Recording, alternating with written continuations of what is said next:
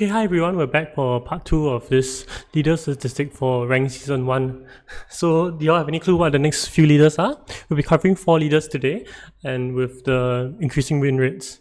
So first we have Paul. So Paul currently has a 20.6% win rate across about 400 games. So he's picked pretty often, and he has around a 20% win rate, which is not very good, right? But overall, I think compared to Rise of X, you need to know that is actually a lot better, right? In Rise of X, his win rate was very low, like maybe 10%. So why is Paul so much better? Well, Paul is so much better because drawing cards is good. And just by having his signet ring allowing him to draw cards, it increases his win rate significantly. So I think there are some deck building strategies that are enabled in Rise of X. Like you can enable a good deck quite a lot by getting up to high persuasion and nuking the row. So I think a few of the reasons why Paul is good, and I think drawing cards is just good. And the main reason it's good is because whenever you draw experimentations, these experimentations turn into intrigues, they turn into victory points. So the more you draw them, the more cards you draw, the more points you have. And having an early cycle often allows you to buy like one of the premium 22 row cards that are available. And because there's only two, like being the first one to buy is very important. So Paul is performing decently as well. In high elo, he actually has a 37.3% win rate. So where does this rank among all the leaders? Actually, this ranks pretty decently among all the leaders. But we'll get to that in a moment. So he's actually, I will say that Paul is pretty playable.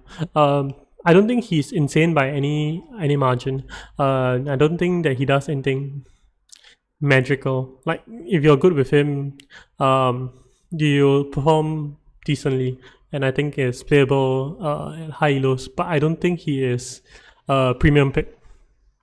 So next we'll talk about is ECAS. So Archduke Armani CAS has a 22% win rate. This is maybe 1 percentage point higher than Paul, and it's pretty decent. So let's just talk about how many games were played. So a total of about 500 games were played, and of that he was won about 110 or 109 to be exact. And when Immortality first came out, I thought Armani CAS would do very well. Deck building's a lot better. I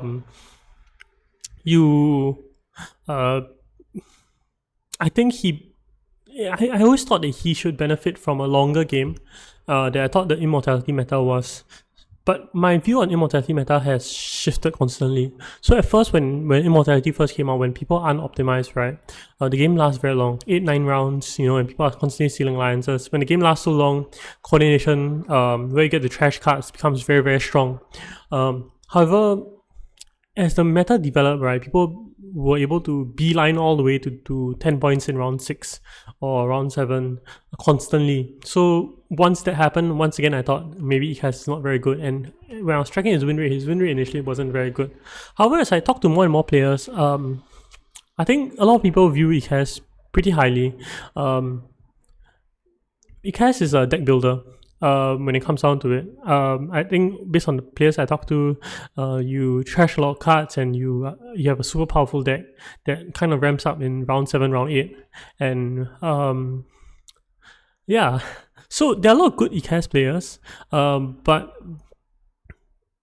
one thing about ECAS is that you need a lot of things, and ECAS particularly needs Swordmaster. However, in this meta where everyone wants Swordmaster, it's a bit harder to get Swordmaster as ECAS. You need a lot of things. You need Solari for your Swordmaster, you need to play your City Council or Desert Access, right, in order for you to get coordination to trash, right? So you kind of want to do a lot of things, but you're not able to have a very clear path to Swordmaster unless you are in player 2. And then even then you can get blocked if player 1 decides to block you. So ECAS wants a lot of things, and I'm not very sure how best to approach it. There are some players who do very well with him. So Zazibu, Drazo, PP, you got Frank, Lannister, Midas, and Illusion Lancer. They all, I think cumulatively they have around a 49% win rate with Duke Armani cast. And the reason I'm struggling so much with this leader is that I currently have a 20% win rate with this leader. I don't perform very well with ECAS. I've been trying. I really have. I tried to deck build, then I struggle get Sword Master. I try to get Sword Master, then I have a very bad deck. Then the game ends before I can feel like it can come together, and yeah, so I'm not very good at ECAS. However, at high elo, right, he's actually at a 37% win rate. And if you look at the overall charts amongst all the leaders, right, Paul and Duke Armani cast, Archduke Armani cast, both have pretty good win rates. And I consider that their win rates are actually in the playable range, right? So you have these leaders who have like over 35% win rate. Then you have these leaders who have like a below 35% win rate. And I think that these leaders are still playable, not that they are insane by any metric, right? So if you can see maybe the top two leaders are insane, and then the next third and fourth leader are pretty good as well. But I think between Paul, ECAS, and whatever is leader I and J, it's still considered relatively playable. So just don't learn from me how to play ECAS. I'm not very good. So next we have Earl Memnon Torval. Earl Memnon Torval actually has a 24.4% win rate. So this is pretty high, right? But it's quite a low sample size, only 127 games and 31 wins. So quite a low pick rate. It's not a very popular leader, but the people who like it, I think there are two in particular, two who win. Okay, the people who like, I'm going to cite two examples, right? And they have a 44% win rate. I think out of 9 games played in season 1, they have 4 wins each. So first you have Dinosaur 11. I think Dinosaur 11 is correct, so not Dinosaur 1. And he plays a combat-focused Menon most of the time. So a lot of times the extra spice goes into maybe a turn 3 highliner, maybe a turn 2 highliner. I don't know what exactly. Maybe a turn 3 highliner a lot, or maybe goes into some combat tags. And Dinosaur plays a very combat-heavy game, and he somehow uses Menon's spice to get that advantage. So the other player that does very well with him is Heretic. So Heretic plays a high precision Menon. So he likes when the cards on the Imperium row are very high precision. So he gets high council, and then catches up by having good cards in his deck. So both of them have a good win rate with Menon. 45% win rate. And yeah, it's something to talk about. So I think if you one trick Menon, like, you can do quite well. But I think overall, when it comes to whether it's playable to the average person, Menon's win rate at high elo. So like even like people, so when you add all the people who don't one trick him, like, he only has like a 30% win rate. So I don't think he is actually very good. So to all the Menon fans here, you can one trick him to around 45% win rate. But I think there are a lot of other leaders where you should one trick. And next you have Alicia cast. Alicia cast has a 25% win rate.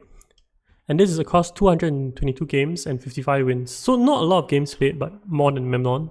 But I think Alicia suffers in the current meta. So I play a lot of Alicia, and near the end of the season, I didn't want to play Alicia. I feel as though there are a lot of reasons why Alicia is bad in the current meta. So the best benefit you can get from one step ahead is to get spice, generally, right? And between experimentation, dagger, and reconnaissance, you can never get a good experimentation off as your second action. Dagger as your second action is good when you have Sword Master. When you don't have Sword Master, it's a bit rough. And no one likes to go to city spaces anymore. So going to city space is pretty average. I think there are some worlds that you can explore where you kind of want to either get Conspire or you get Solari through your second action instead of Spice. And maybe that is better, but I have not clocked enough games in. I don't... like, when I play Alicia now, it doesn't feel good. So yeah, only reconnaissance is kind of worth playing second, but you do actually want to play your experimentations and daggers, so a bit tough overall, and a bit sad of I think where the meta is. So she's falling down on my internal rating. I think a lot of good players play Alicia, that's why her win rate is so high. But overall, I don't think.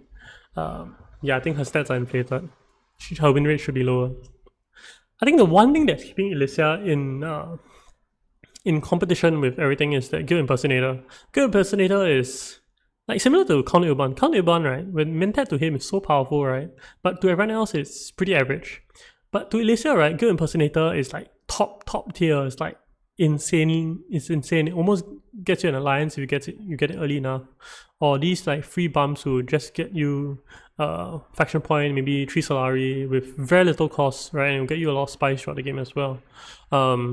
So if you get Guild Impersonator, or if it's in the role, I think Alicia's worth picking. I think this is the only scenario where Alicia's worth picking. And one more thing is that it's not very good for any other leader. Like, other leaders might pick it up to deny you, but to be honest, it's not very good on other leaders.